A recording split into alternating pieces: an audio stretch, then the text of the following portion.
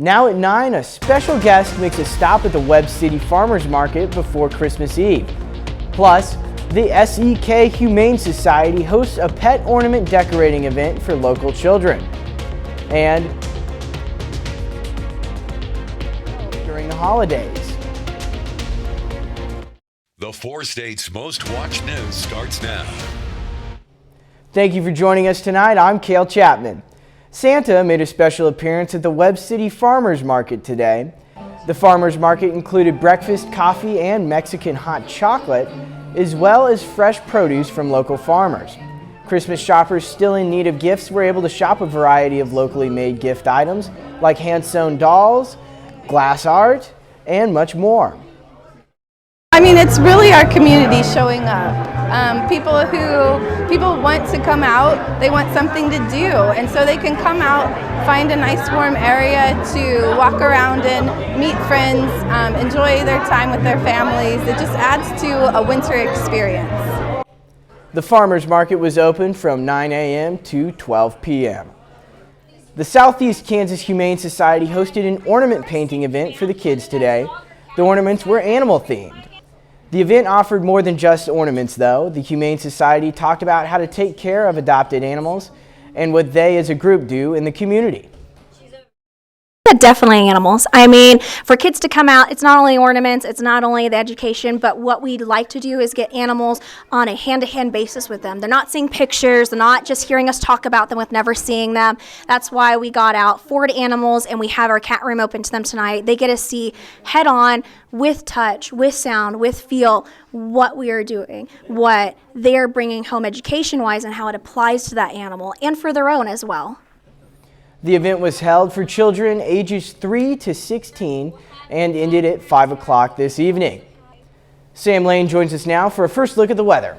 It was a beautiful day across the area, a little bit on the chilly side with those breezes out there, keeping things feeling cooler than they normally would be. Radar right now is all clear, but that's going to be changing over the next 24 to 36 hours as well. But tonight, mostly fair skies with temperatures in the 20s, dropping down into the lower 20s, ending up at a low of 20 tonight. And let's take a look down the lane and you can see that tomorrow's going to be mild in comparison to what we're going to be seeing in the forecast. So if you like warm weather, you better enjoy tomorrow. And then on Monday, we have a snow mix moving into the area, followed by a bitter cold wave. And what does that mean for White Christmas? Well, I'll have the answer in just a little bit. All right, thank you, Sam. A lot of airline passengers in the United States are bringing loaded guns to the airport. The TSA says this as of Friday. It's prevented 6,300 firearms from getting past security checkpoints this year. Even more concerning, the agency says more than 88% of the guns were loaded. By the end of the year, the TSA expects that the final tally will be around 6,600 firearms taken from passengers' carry-on bags. The agency is increasing the maximum civil penalty for a firearms violation to almost $15,000, quote, based on the circumstances in each case. Elon Musk's abrupt suspension of several journalists from Twitter is causing concern among many in the media. The Twitter CEO is banning several publications such as the New York Times, the Washington Post, and CNN, among others. The ban's widening the growing rift between social media site and media organizations that have used the social media platform to grow their audience. And that's one of the challenges, is that since Elon Musk has taken over from Twitter, all of the rules and policies that have been built up over many years of trial and error and experience have essentially been thrown out of the window. And that's created an environment in which not just journalists are increasingly vulnerable, but users in general. House Minority Leader Kevin McCarthy is still lagging in his effort to get the votes to become Speaker next year. Fox News senior congressional correspondent Chad Pergram explains how a fight over the speakership could slow down the new GOP majority in the House. House Republicans may have won the majority, but there are worries that the divide over the speakership foreshadows challenges the GOP may have running the House. If we don't get this right, we're going to fail the American public, because this has to be done, and it's delaying our ability to really govern. McCarthy has huddled with Republicans for weeks, but his entreaties failed to move the needle. If the election were held today, he does not have 218. Publicly, McCarthy brims with confidence. I think on January 3rd or before then, we'll have the votes. In only his fourth formal press conference at the Capitol since March, McCarthy was testy when asked why he hadn't sewn up the votes. And I can always count on you for the most inappropriate question. But next question. McCarthy has made his opposition to a bill to avert a government shutdown the touchstone of his campaign for Speaker. McCarthy upbraided Senate Appropriations Committee Chairman Patrick Leahy and the top Republican on the panel, Richard Shelby, for crafting a massive spending bill. Shelby suggested McCarthy's opposition was just posturing. He's running for Speaker, and we understand that, and he's got to put a coalition of Republicans together. McCarthy skeptics aren't budging. We will know at 11:59 on January 3rd. We're negotiating up until that time. There hasn't been a second ballot for Speaker since 1923. That's when it took 3 days and 9 ballots for the House to re-elect Frederick Gillette as Speaker. But the House is expected to vote and vote and vote until it finally settles on a winning candidate. The record was 163 votes over 2 months for the House to elect Nathaniel Banks as Speaker in 1856. The House can't do anything until it elects a Speaker, including swearing in members and even creating committees to investigate the Biden administration. On Capitol Hill, Chad Pergram, Fox News. KOAM News at 9 on Fox 14 takes this time to honor another four-state hero. Troy Moore served in the Army in Afghanistan and Qatar from 2011 to 2012, and then in 2013 to 2014. The Joplin native was in the Apache Troop 4th Infantry Division. Moore received medals for his time abroad and for good conduct. To Sergeant Troy Moore, we thank you, a four-state hero. And later on in sports, Pittsburgh State women's basketball takes on Central Missouri. Jacob Leonard will have the highlights. Doctors and health officials are warning parents not to give their kids adult medications, even when children's medications are in short supply. It may be more difficult to track down children's Tylenol and other painkillers, as COVID-19 respiratory syncytial virus, also called RSV, and the flu hit families hard this holiday season. Still, the Food and Drug Administration urges parents to only give children the proper dose of strength of medication. Johnson & Johnson, the maker of Tylenol, also advises on their website that, quote, young children should not take adult medication. Instead, parents can look out for the children's versions of generic brands of acetaminophen and ibuprofen, which can be used to treat fever-like symptoms. The Food and Drug Administration warns doctors and patients to keep a close eye on the risks associated with LASIK surgery. The FDA wants to make sure patients know about the potential side effects of LASIK surgery, including dry eyes, double vision, and even chronic eye pain. The FDA released a draft out of concern that some patients are not fully informed of their risk. The recommendations have not been made official just yet. LASIK surgery is one of the most common elective procedures in the world, according to the FDA. The most wonderful time of the year is actually pretty difficult for some people, especially those grieving the loss of a loved one. Fox's Lindy Ragas has more on how to beat the holiday blues.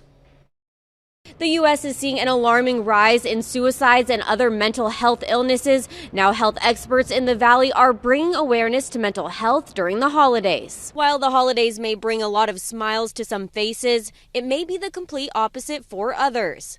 It's very much a hard time for a lot of people. There's all these expectations that the holidays are supposed to be this great, fun, joyous time, but for so many people, there's tough memories from their childhood. Licensed clinical social worker Michael Klinkner has tips for those who had a loved one die recently, and this is the first holiday without them, or for those who had someone die around this time. The first thing is just reach out to your best support people, the people close to you. It's okay to talk about those things.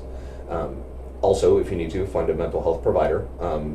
Most of us at this point do like Zoom or some sort of video conferencing. It's common for people to not seek help before the holidays. Klinkner says he sees an uptick in clients right after the new year. To get ahead of the curve, a new mental health ministry just opened in Phoenix. And all we're looking for more than anything is that that person who may be struggling with mental health knows that they have a place in the life of the church and the life of society, that they're not a forgotten person who fell through the cracks of our world. Bishop John Dolan says mental health hits close to home after losing 3 siblings to suicide. Dolan himself is still grieving the loss of his sister, who took her own life 2 months ago. It's also an opportunity for me to express to the people that mental health affects everyone, including bishops and the families. The new ministry was created to serve 1.1 million Catholics in the Diocese of Phoenix. This is not just, again, a mind over matter issue. It is truly a neurological related issue. There are national helplines for anyone who needs someone to talk to. You can call 988 or you can text HOME to 741-741. Both are free and available 24/7. Sam is next with a complete look at the forecast. And later, we'll take a look at the shopping trends before Christmas during inflation.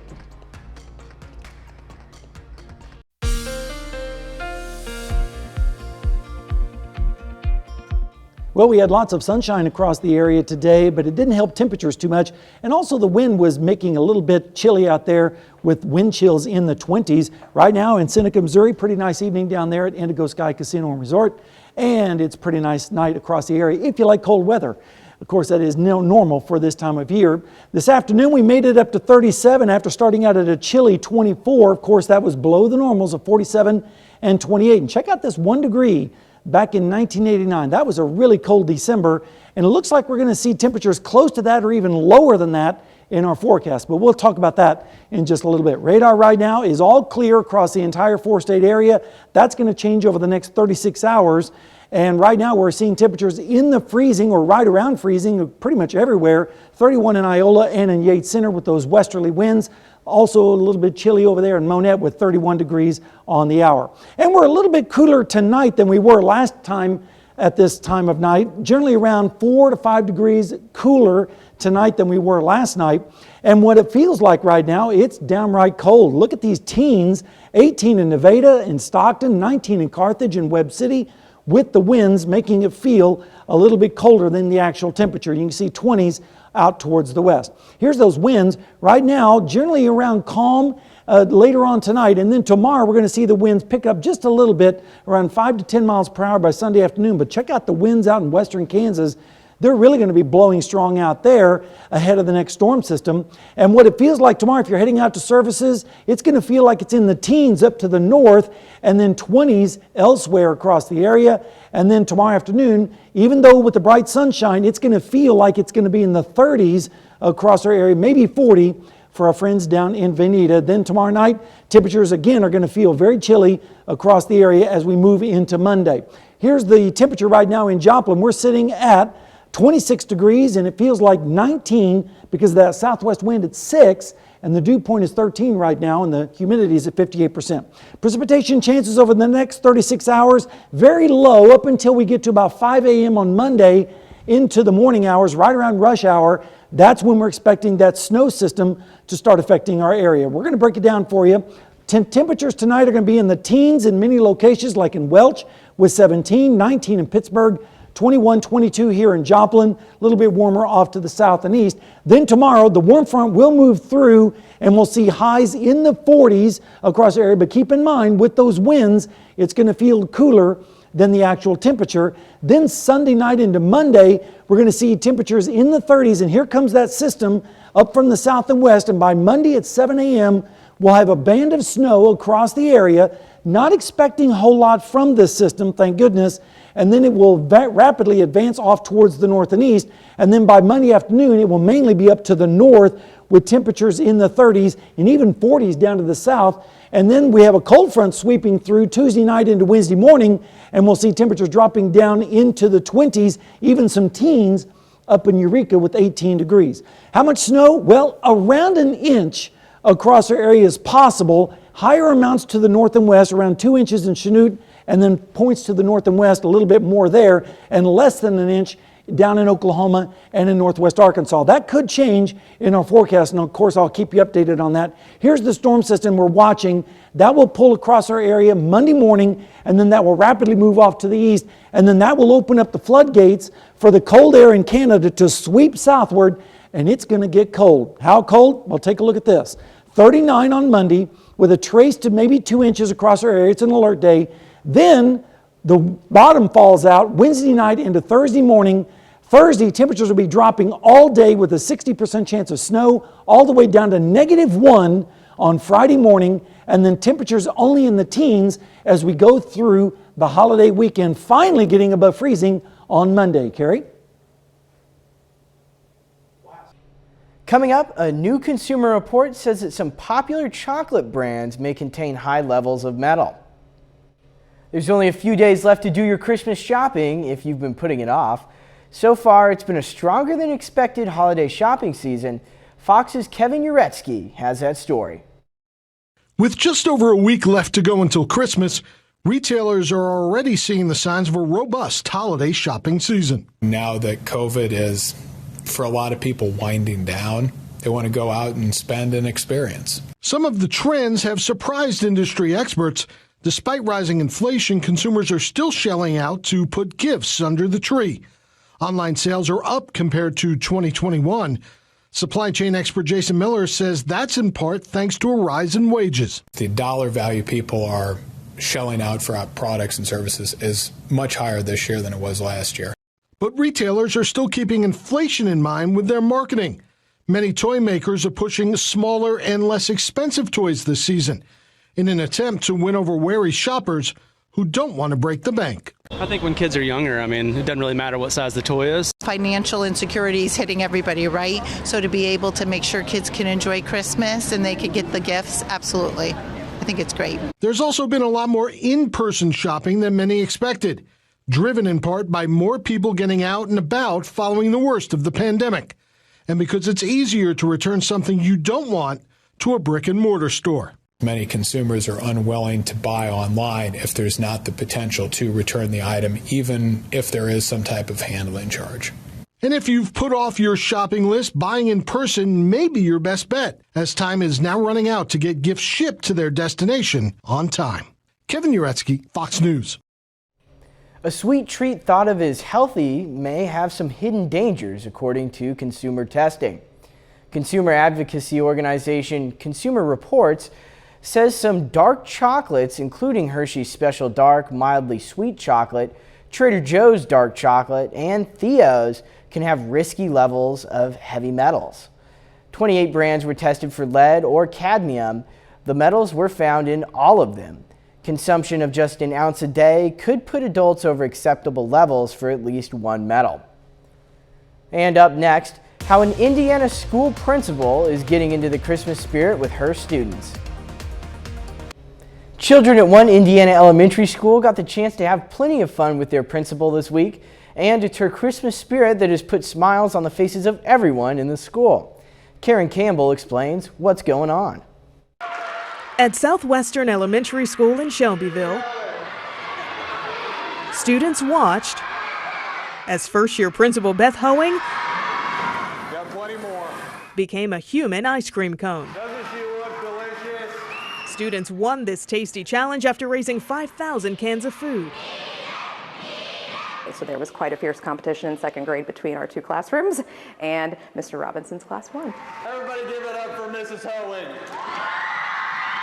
It's one of the many things Mrs. Hoeing does for her students. Tell me you have the coolest principal without telling me you have the coolest principal. She is also Elf on the Shelf. This TikTok video has amassed nearly 8 million views. I didn't realize it was going to get this big. There was one day this week where my hands were in the air and all of them high-fived me as I walked by. It was pretty exciting. Every day when they're walking out, they say to me, I can't wait to see what the elf is doing tomorrow. She's even been taped to the wall. We did not allot enough time for that particular one, and we're not able to put enough tape on me to hold me to the wall in time for arrival. So there are a couple of chairs underneath me, but that one was a lot of fun. For Mrs. Hoeing, it's all about giving back to her students. And for them to have something to look forward to each and every day when they come to school, and it's been something that's been very magical. It's all for the kids. As long as we're doing something for the kids and the kids are enjoying it, that's all that matters. Inside the walls of Southwestern Elementary School.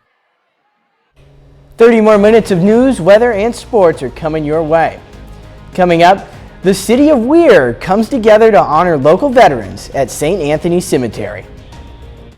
Some Weir residents gathered together earlier today to honor veterans at the St. Anthony Cemetery as they received wreaths from Wreaths Across America. KOAM's Yana Hatala talked with an organizer and a volunteer about the importance of this ceremony and has more. I actually logged on to the website a couple weeks ago. Before today, I was going to buy a couple of wreaths for my great uncles and my gramps who have served, and I noticed that, our small cemetery wasn't one of the options. Alex Sweezy knew the town of Weir would have no issue raising wreaths for every veteran at the St. Anthony Cemetery. Within a couple of weeks, she had worked with her cousins to count the amount of veterans, coming up with a total of 32. By the time we just started getting with a lot of our family members, we have a pretty big family, and then a lot of community members in Weir as well raised all the funds for everything. A lot of Alex Sweezy's family members are buried at the cemetery, including 4 great uncles, all who have served. It's just a really great feeling knowing that we can honor, all of those that have given the ultimate sacrifice. Taylor Kravitz volunteered to speak during the ceremony. We just talked about remembering those that have served our country and those that are currently serving, and also the families too. They endure a lot while those people are overseas fighting for us, and how can we just reflect upon that, especially during this holiday season. It's always important that we give back to the community, one, but also to recognize that freedom in this country isn't always free, and how can we honor those who have served our country. Sweezy and Kravitz say this won't be the last time they host the event. I think this is going to be a new tradition for us, and I'm excited for all the years to come to continue to lay and honor and teach, the wreaths across America. In Weir, Yana Hautala, KOAM News. Officials say around 50 participants gathered for the event. Sweezy and Gavitt hope to get more of the community involved each time they host the ceremony. And Sam Lane joins us now with a quick look at the weather. Thanks, Kale. It was a pretty day across the area with lots of sunshine, but a little on the chilly side with those winds. Radar right now is all clear across our area. Tonight we're going to see mostly fair skies continuing with temperatures dropping down into the 20s all the way down to 20 degrees by tomorrow morning. But tomorrow afternoon, I think we're going to see a little bit more sunshine as well as a little bit milder temperatures. But then a winter storm moves in on Monday with a snow and mixture across the area. It doesn't look like a significant event at this point. We'll keep an eye on it.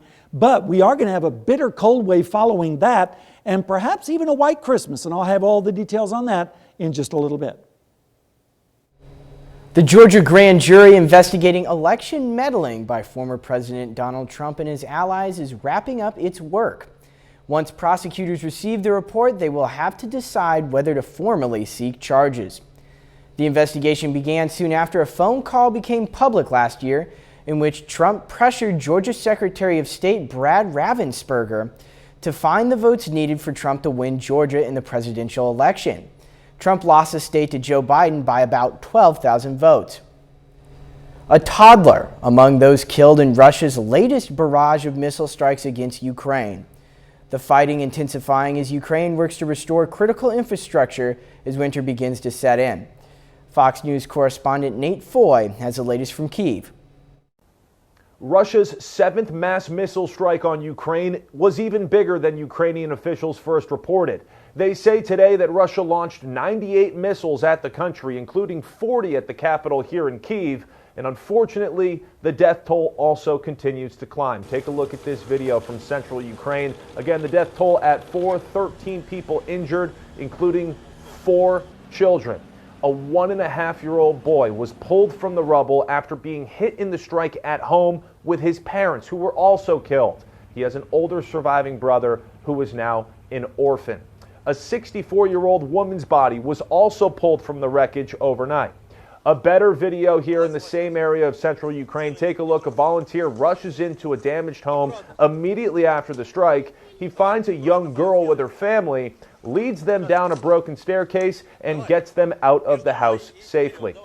No deaths, thankfully, being reported in Kyiv, but multiple injuries and damage to critical infrastructure where progress is being made today. Mayor Vitaly Klitschko says water supply has been restored to most people here in Kyiv. 2/3 of Kyiv residents have electricity. And President Volodymyr Zelensky once again had strong words for Russian President Vladimir Putin. Listen. Probably, as a result of this war, the meaning of the word terror for most people in the world will be associated primarily with such crazy actions of Russia. Ukrainian authorities are also reporting more shelling in the recently liberated city of Kherson. The regional governor there says 2 people were killed in that shelling attack.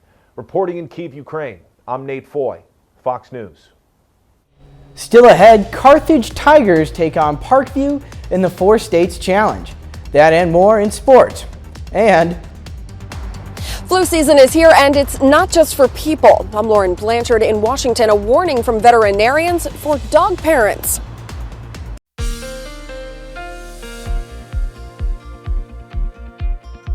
Well, we had lots of sunshine across the area today, but it didn't help temperatures too much. And also the wind was making a little bit chilly out there with wind chills in the 20s. Right now in Seneca, Missouri, pretty nice evening down there at Indigo Sky Casino and Resort.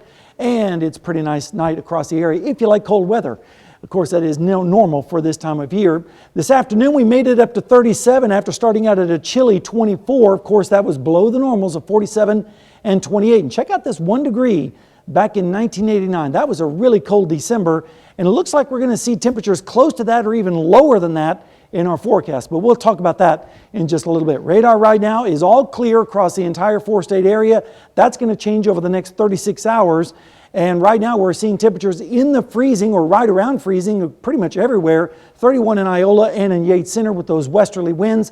Also a little bit chilly over there in Monette with 31 degrees on the hour. And we're a little bit cooler tonight than we were last time at this time of night. Generally around 4 to 5 degrees cooler tonight than we were last night. And what it feels like right now, it's downright cold. Look at these teens, 18 in Nevada and Stockton, 19 in Carthage and Webb City, with the winds making it feel a little bit colder than the actual temperature. You can see 20s out towards the west. Here's those winds right now, generally around calm later on tonight, and then tomorrow we're going to see the winds pick up just a little bit, around 5 to 10 miles per hour by Sunday afternoon. But check out the winds out in western Kansas. They're really going to be blowing strong out there ahead of the next storm system.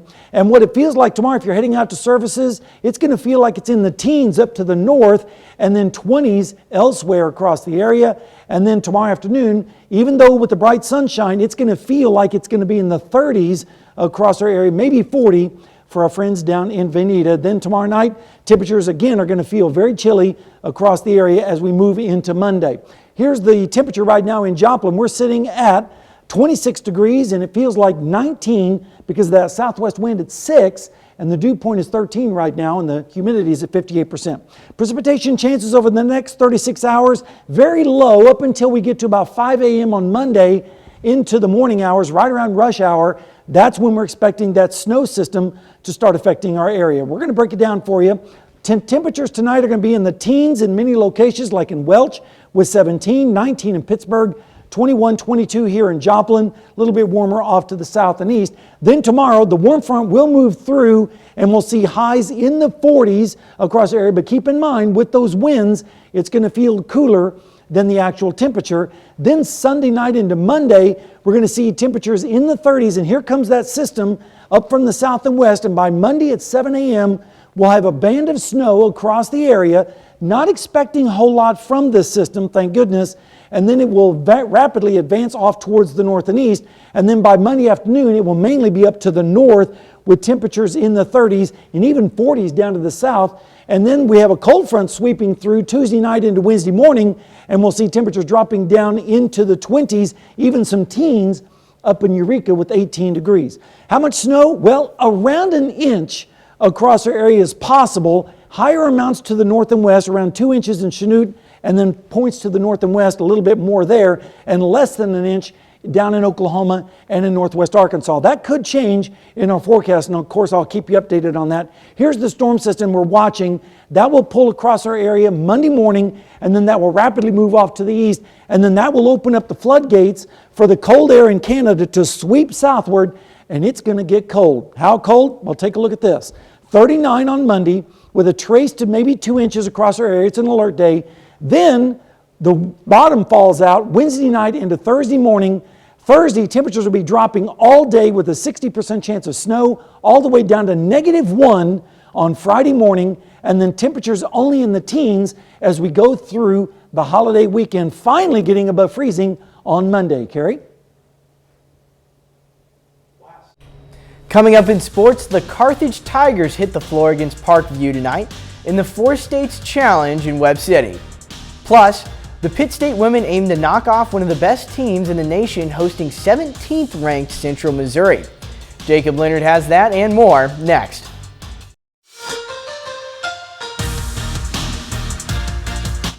The Pittsburg State Gorillas are at home tonight for a conference doubleheader against Central Missouri. On the women's side, it's a tough one for the Gorillas, facing the 17th ranked undefeated Jennies. Now the Gorillas are 8-2 coming into this one, while the Jennies are 7-0. Early on, nice cut from Tristan Gegg. She hits the floater in the lane. Gegg scores 15 tonight. Then freshman Harper Schreiner in transition. Nobody stops the ball. Schreiner straight to the rim. Final seconds of the first. Grayson Holden for UCM beats the buzzer with 3. Jenny's up 5 after 1 and 8 at halftime. Grace Pyle takes over the third quarter for Pitt State. 3 from the top of the key for Pyle. Then she's driving here, bucket and the foul. 16 points in the third quarter alone for Pyle. Pitt State within 2 going to the fourth. But for Central Missouri, Brooke Littrell, there's a reason she's an All-American. 31 points, 18 rebounds for Littrell. Central Missouri hangs on to beat PSU tonight 82-75. I think there's good, I think there's bad.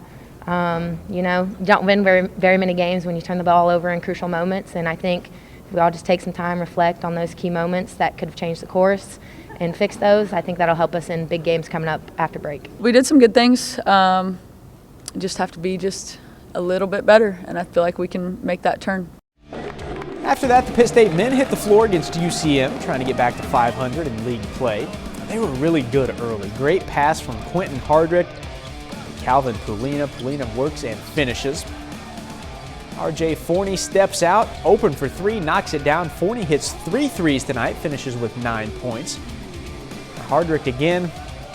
Beautiful pass finds Mr. Pittsburgh. Marquis English cutting to the rim. 10 points, 8 boards for English. Gorillas open on a 17-5 run. English working on the block now, fires a pass to Tane Prichter. He gets up and jams it home. Pitt State had a 17-point first half lead, but it disappears in the second half. Mules rally to knock off PSU 64-62. Well, today is the Four States Challenge at Webb City High School. There are 5 games today featuring 10 teams from Kansas, Missouri, and Arkansas. Now this afternoon, Carthage Tigers in action in Webb City against Parkview. A good start for Carthage. Clay Kinder knocks down the 3 for the first basket of the game. He scores 11. And look at Britt Coy here. Nice fake pull-up jumper, good. Coy scores 13 tonight for the Tigers. But they're down 1 after 1. Now in the second, Josiah Green, 3 from the far side, 13 for Green in the first half. Carthage sticks around. Nice move and lay-in from Max Templeman. Templeman leads Carthage with 15 in this one. Stayed close until the fourth, but Parkview closes strong, outscoring Carthage 17-8 in the quarter. Vikings knock off Carthage 60-50. After that one, the home team, Webb City, faces Monette, trying for their 3rd straight win. Cardinals get it done 64-55.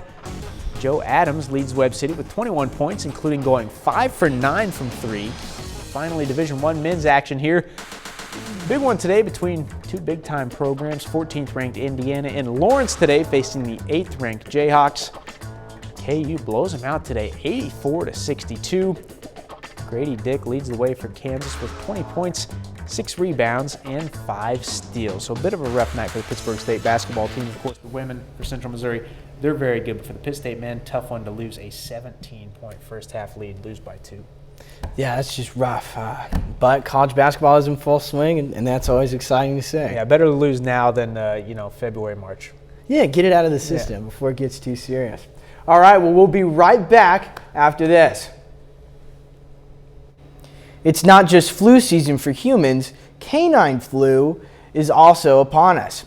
Lauren Blanchard has more on why it's already been a rough winter for many of our four-legged friends, and what you should know to protect your pets.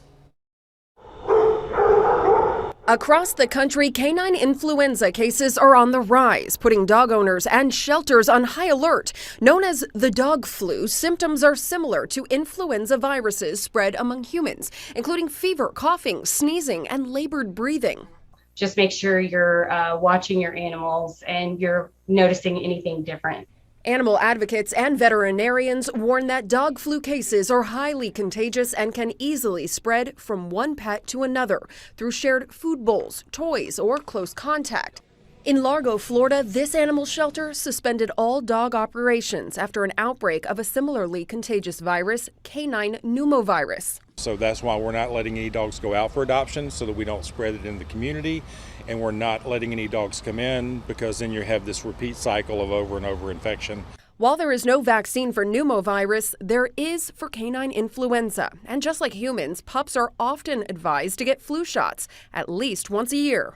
If canine influenza is increasing in your community, your veterinarian will have the most up-to-date information, any signs to watch for, and then any vaccination protocols that are recommended. So far, there is no evidence that the canine influenza virus can make humans sick. If your dog does get the flu, contact your vet. However, most dogs will fully recover in 2 to 3 weeks. In Washington, Lauren Blanchard, Fox News. Up next, we'll take a look at a survey that states what the most hated gifts are during Christmas. They're the gifts that keep on giving, and even at Christmas, we hate getting them. A consumer survey of 6,100 adults by Context Logic Incorporated says gift recipients have strong feelings about getting certain gifts for Christmas, especially bad ones. So which ones rank the worst? 28% said the worst were defective discount items. Fruitcake was a close second, with 23% finding it distasteful. Gifts related to weight loss, scales, and gym memberships were seen with disdain. Other baddies were cheap chocolates, out-of-style luxury goods, and political items. I like fruitcake, actually. Oh, yeah? Certain kinds, but I wouldn't mind. Well, hey, there you go. That's just me. You know, I've got a Christmas gift for everyone. So if you like cold weather, here it comes. Tomorrow's going to be the warmest day in quite some time, 45, so get out and enjoy it. Then the bottom drops out as we have a little bit of a snowstorm on Monday, but then a bigger snowstorm perhaps on Thursday, with temperatures dropping all day, all the way down to -1 on Friday morning. And then if we look at the extended, Christmas looks like we may have some flurries, and that will continue into Sunday. We finally get above freezing on Monday, and a little bit more on Tuesday. So it's going to be bitter cold out there. Well, I'll take tomorrow's warm weather as a gift there. All right. All right, well, that's our time for tonight. Thank you for joining us. We'll leave you with a video of the Harbin Ice Show in China. We'll see you back here next time. Thanks for making us part of your night.